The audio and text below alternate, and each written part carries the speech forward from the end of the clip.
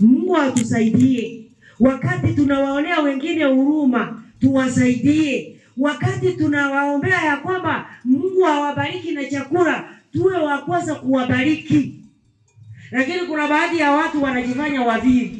Yeye kazi yake ni kutoka kwa mlango, akae, angalie mahali jua inatoka na mahali jua linaenda.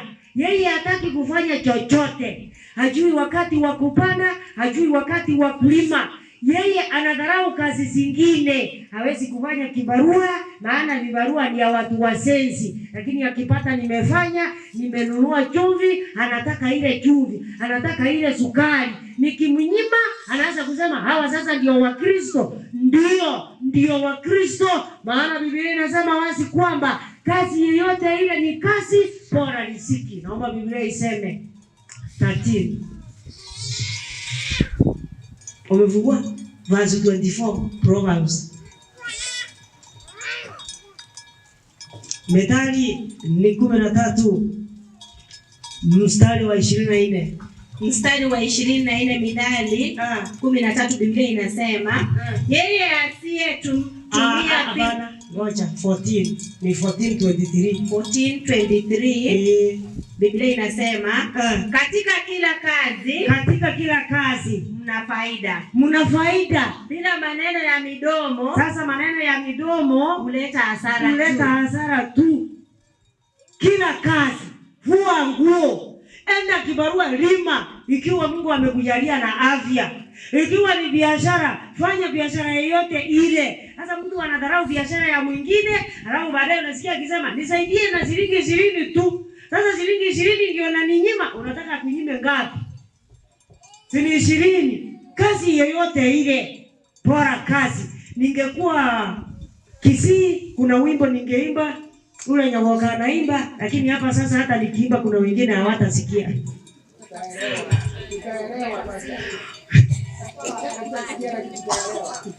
Awatara ngoi Nyawoka awatara nganduwa erende kasi yao. Eto jaya wana bisiane. Wanako wataro. Kazi yoyote ile ni kazi, na hiyo ni afisi ya mtu. Usidharau hiyo kazi. Usidharau ofisi ya mtu. Na kuna watu wamejifanya, yani wawe masikini ili wengine washughulike wakiwasaidia. Sasa nashangaa ikiwa mtu atakusaidia, si uwe na kitu kidogo. Hata wakati Musa, Mungu alikuwa anamtuma Misri, alimuuliza, "Je, Musa, uko na nini mkononi?" Musa akasema nini? Fimbo. Lazima uwe na kitu kidogo. Lakini wewe ni kurara, hata wao wanajua sijiwezi, hata wao wanajua hiyo ni ngumu. Wao akina nani?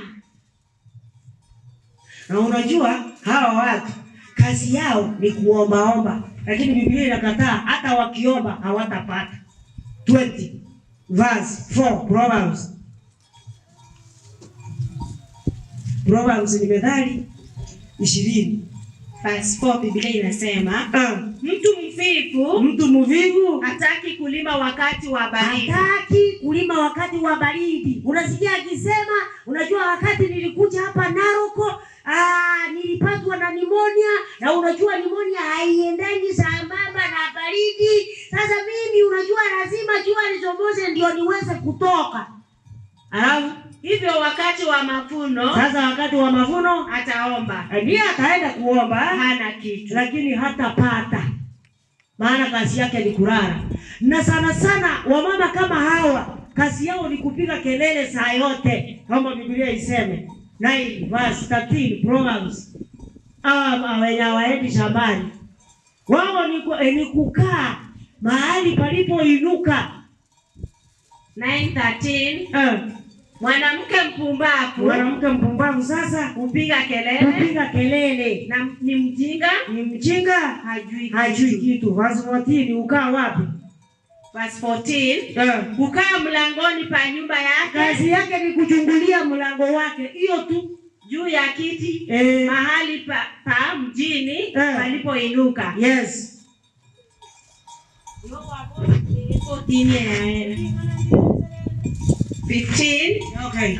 Apate kuwaita wapitao njiani. Yaani ukipita kazi yake ni kukuita, mbona unapita bila kunisalimia? Sasa unashangaa saa hii asubuhi wanawake wamekaa kwa viti wasalimiwe, halafu waendao moja kwa moja katika njia zao. Unaenda wapi?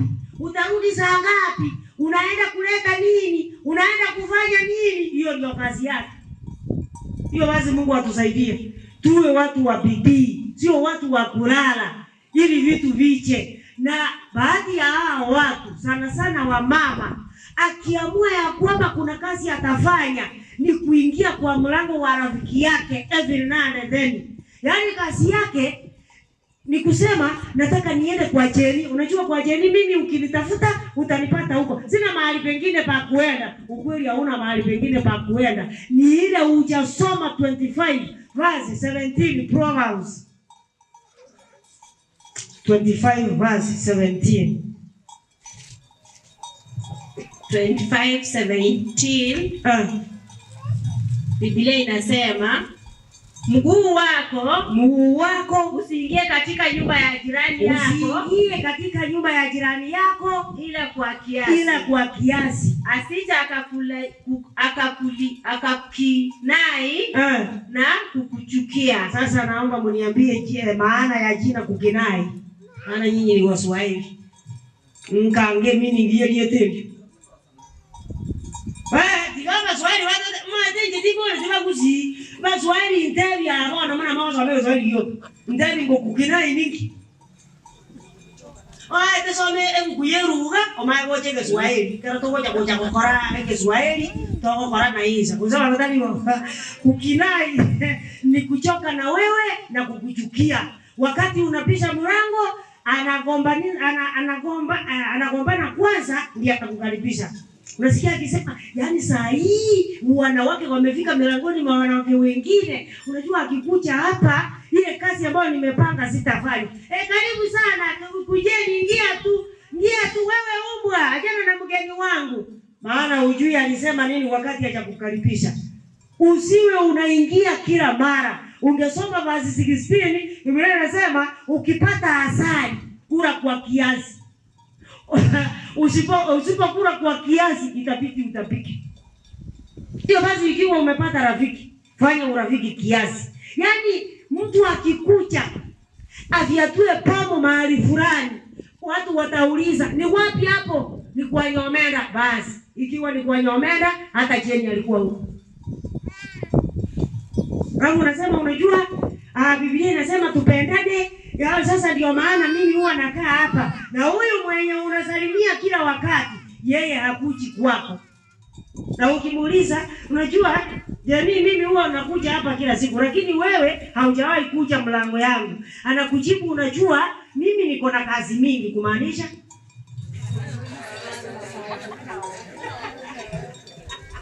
hiyo basi Mungu atusaidie. Ikiwa tumesoma, hayo maneno yatusaidie ili tuweze kujua jinsi ya kuishi na watu wengine. Usiingie huko kila mara atakuchukia. Hiyo basi watu wavivu, hiyo ndio kazi yao. Na watu wavivu kazi yake ni kujigeuza kwa kitanda kama bawabu. Naomba Biblia iseme 26 verse 13 and 14 Proverbs. 26:14 Midali. Biblia inasema, acha iseme, kama vile mlango ugeukavyo katika bawabu zake, kadhalika mtu mvivu katika kitanda chake. Kazi yake ni kulala, anageuka. Nasikia akisema hapo nje kuna simba, yaani simba ni wakati wa baridi. Nje ya mlango kuna simba, mimi sitatoka huko. Sasa amefanya mzee amekuwa kama house boy. Ngagicheke unukia mubwatete akatamukira naro ko chenero. Basi wabakora nete nokoboka. Abakora nete.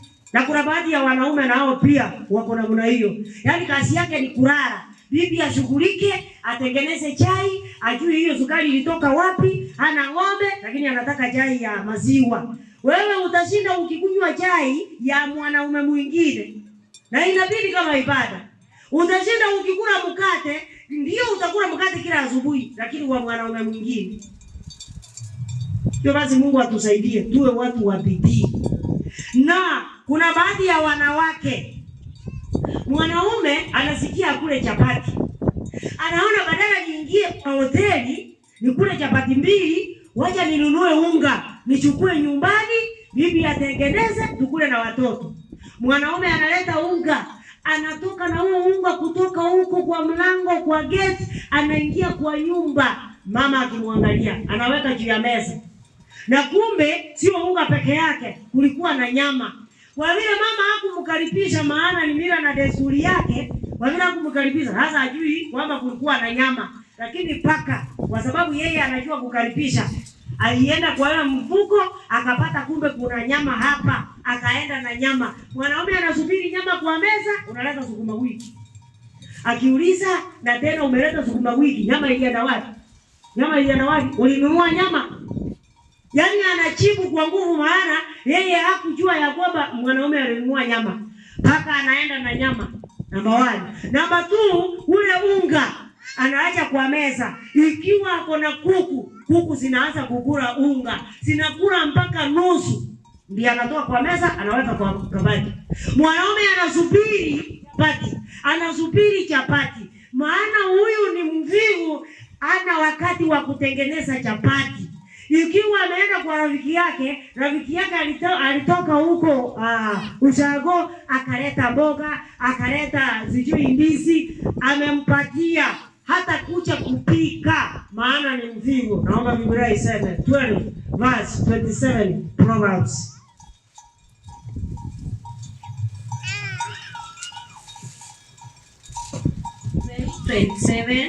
Biblia inasema mtu mvivu hapiki mawindo yake, bali mwenye bidii. Sasa mwenye bidii anazo mali za thamani.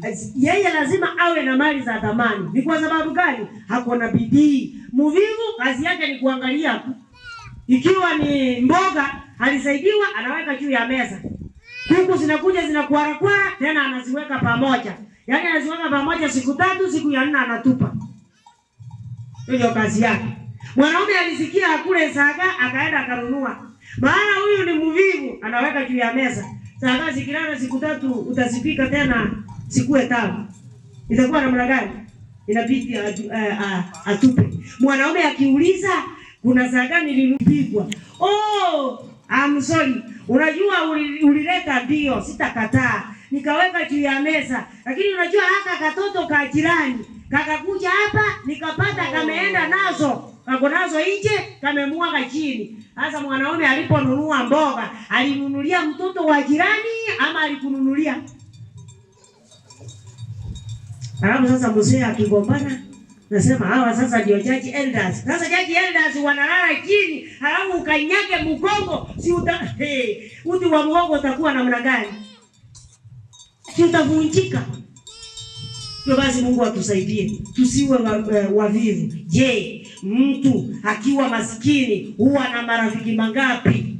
Marafiki watakuwa wangapi? Maana yeye ni maskini. 19 verse 7 Proverbs 19:7 Biblia inasema ndugu zote wa maskini humchukia. Ndugu zote wa maskini humchukia.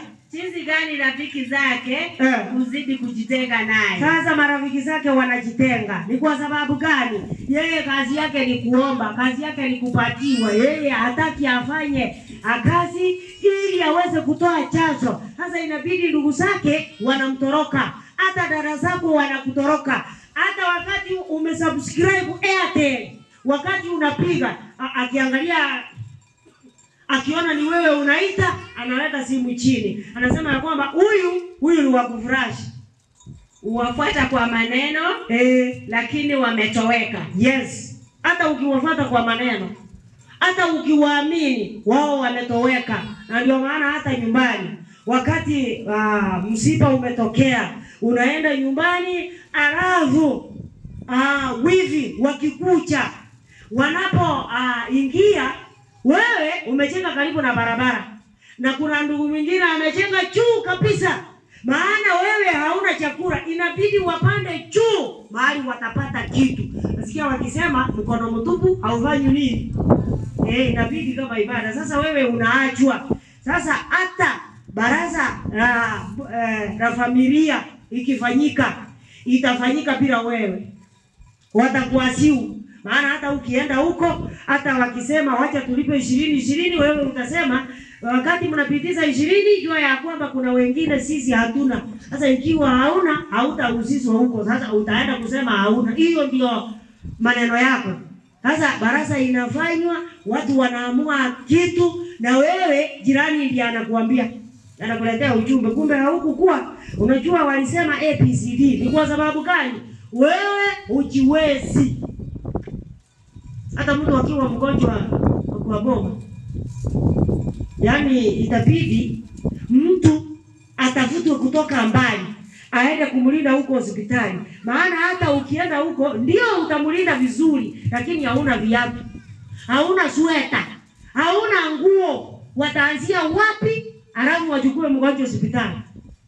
Katika ile harakati ya kukunulia hizo vitu, mgonjwa atakufa. Sasa itabidi watafute mtu hata wamlipe, lakini yule yako na vitu vyote. Ora unokuwe boka bokia iwo sikwa.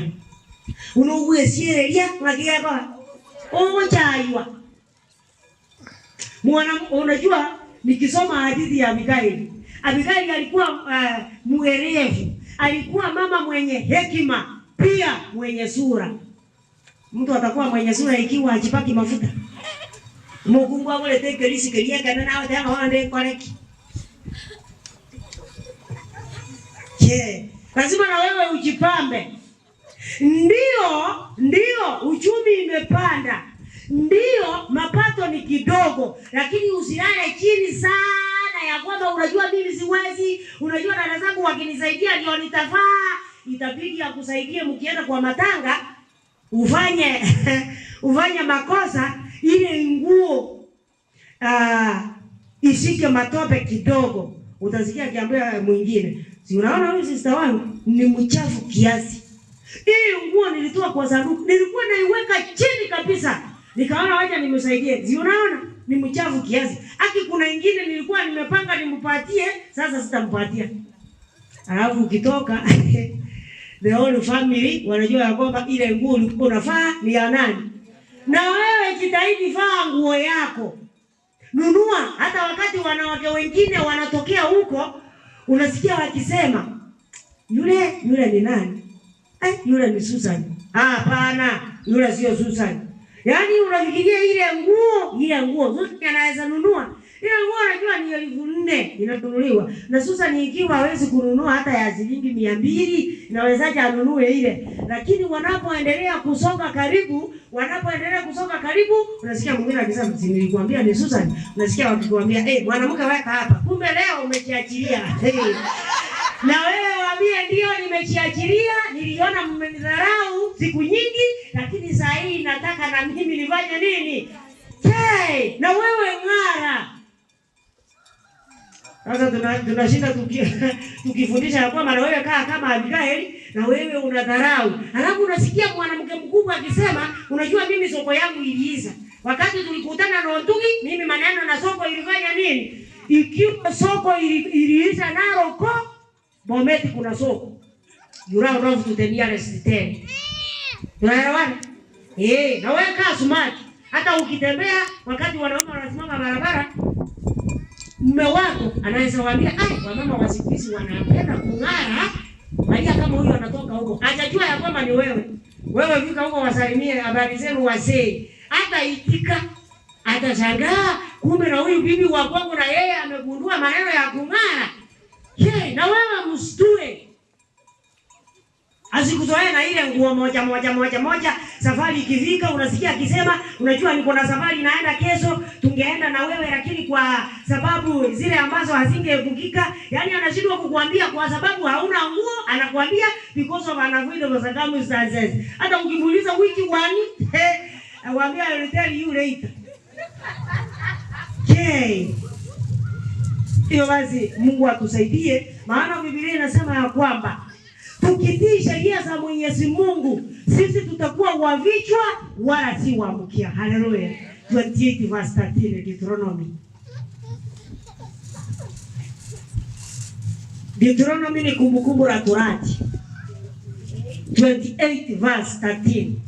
28:13 kumbukumbu ya Torati inasema, Bwana atakufanya kuwa kichwa, Bwana atatufanya kuwa vichwa, wala si mkia. Wala si mkia. Nawe utakuwa juu tu. Sasa itabidi tuwe juu tu, wala hui chini. Sasa hatutakuwa chini. Utakapo yasikiza maagizo ya Bwana. Kusikiza maagizo ya Bwana.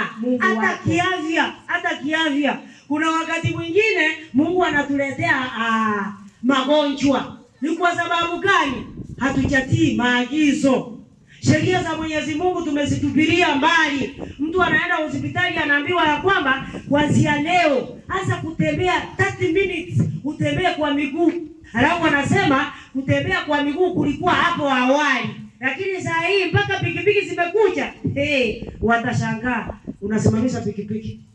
Alafu baadaye unafika mahali sasa huwezi kutoka hata kwa mlango. Ikiwa daktari amekukataza usikule hiki na kile, unasikia mtu akisema hiki kitu kimekuja hivi leo na vingine vilikuwa zamani, lakini nyanya yangu alikufa. Je, hivi vitu ndio vilimuua? Alafu unaanza kukula. Na ndio maana 15 verse 26 Exodus Biblia inasema nini? 15 verse 26 Exodus ni Kutoka. Oko ngani 26 inasema akawaambia kwamba utaisikiza kwa hukumu huku. Akawaambia kwamba utaisikiza kwa bidii sauti ya Bwana Mungu wako. Na kuyafanya yaliyoelekea mbele zake. Na kutega masikio usikie maagizo yake. Na kuzishika amri zake. Ni amri tu. Mimi sitatia juu yako maradhi yoyote niliyowatia yetu, maradhi yoyote aliyeyatia wa Misri. Kwa kuwa mimi ndimi Bwana ndiye Bwana atuponyaye. Hivyo basi kuna baadhi ya magonjwa tunajiletea. Na halafu waenga wakanena msiba wa kujitakia hauna nini? Hauna kilio. Ni shauri yako. Hivyo basi Mungu atusaidie. Na ikiwa umeamua kuchagua rafiki, chagua rafiki yule anakusaidia kiakili. Usichague mtu yeyote kwamba unajua wakati nilitoka ushago, nilipoingia Naroko, huyu ndiye nilipata, sasa ni rafiki yangu ambaye ni rafiki kipofu kama Bartimayo, aoni, hana mbele wala nyuma. Hakuna maneno anaweza kukuambia. Naomba Biblia iseme 13 verse 20 Methali.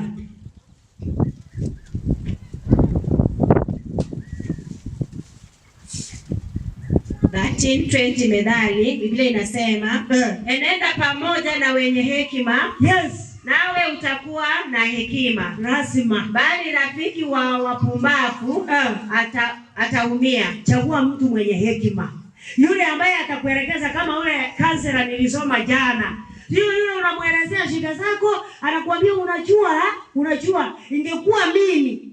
Lakini wewe ni mvumilivu. Mimi singevumilia. Hayo ni magumu. Alafu baadaye unamwacha akisema, yani si hata sisi tunavumilia, kwani sisi tunaishi lami, si hata sisi mahali tunaishi kuna pambs. Yani yeye anasikia kitu fulani, kazi yake ni kunungunika. Sasa ningemwambia nini? Mimi nilimwambia aondoke na akaondoka, maana ni mchinga. Mimi siwezi ondoka maana sina mahali pa kuchukua watoto. Yeye hana mahali pa kuchukua watoto, lakini wewe amekuambia uondoke na watoto. Kwa basi chagua mtu mwenye hekima. Yule atakuelekeza, yule atakusaidia. Hata ukiwa kijana, chagua kijana mwenye hekima. Yule atakuelekeza, akwambie ukifika hapa inafaa ufanye ABCD. Ukifika umri fulani unafaa ufanye ABCD. Wazazi wakiwa namna hii, yani unafaa ubehave this way, ndio mkutane na wazazi. Si ile anakuambia unajua mimi wazazi wangu hawezi kunifanyia hivi. Na hata wakinifanyia mimi sitavumilia. Mimi nitawaambia sasa nimeenda hamtaniona tena. Alafu unatisia wazazi unasema mimi nitajinyonga, nitakunywa dawa. Hata mzazi aje akwambie Unataka dawa gani? Dua kibuama. Utamwambia ni dawa gani? Nitritics. Utasema? Utaanza kusema nimeona hamunitakii mazuri, hamunitaki hapa kwa boma. Yaani alikuwa anatiza. Hata akikwambia anataka kujitia kitanzi, umuulize nitaleta kamba gani? Kamba gani nitakuletea? Atakwambia ni kamba gani? Kicheka. Hiyo basi ikiwa wewe kazi yako ni kuchukua bora rafiki na si rafiki bora, utajua ujui. Utamangamanga na utamaliza ulimwengu. Na yeye akifanya kazi yake. Sana sana wa mama, Mungu atusaidie. Chagua mtu yule ambaye atakusomea hata fungu moja. Akufariji wakati uko na shida.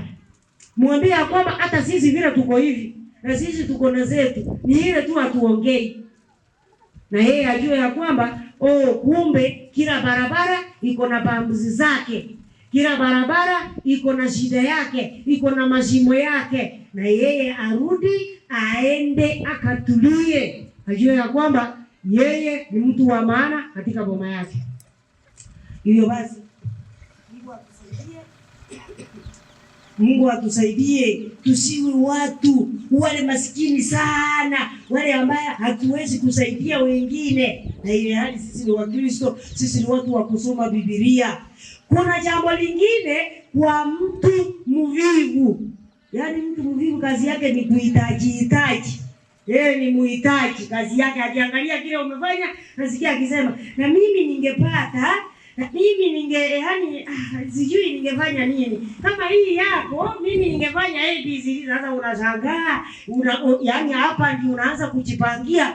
Akikuja kwa nyumba anapata umepanga nyumba yako vile umepanga, nasikia akikwambia mimi nitanunua hivi viti, lakini mimi sitavipanga vile umepanga. Mimi nitapanga vizuri. Mimi sasa kama hii runinga yako, mimi ningeweka huko. Mimi singeweka hapa. Na hii uva yako, mimi ningeweka huko ndani ya room. Sasa anaanza kukupangia. Ikiwa ni shambani, yeye ndiye anakuelekeza, hapa unafaa upande sukuma wiki. Na hapa unafaa upande saga. Huko panda managu. Hapa panda kitu fulani. Yaani maneno ya mdomo tu. Mimi ningepatiwa hili shamba, mimi ningefanya ABCD. Yaani unashangaa hata lile ndogo, lile lake hajafanya chochote. 13 verse 4 Proverbs. 13 verse 4. Nafsi ya mtu mvivu utamani asipate kitu. Bali nafsi ya mwenye bidii. Sasa nafsi ya mwenye bidii itanenepeshwa. Yes. Kwa basi Mungu atusaidie tusiwe watu kutamani tu, bali tuwe watu wa kufanya kazi. Na itakuwa rahisi ikiwa tutafanya kazi, itakuwa rahisi hata kulipa zaka na sadaka. Itakuwa rahisi hata kusaidia wengine. Itakuwa rahisi wakati tumefundishwa, inakuwa rahisi kwako kubadilika. Mwenyezi Mungu awabariki. Naomba tusimame.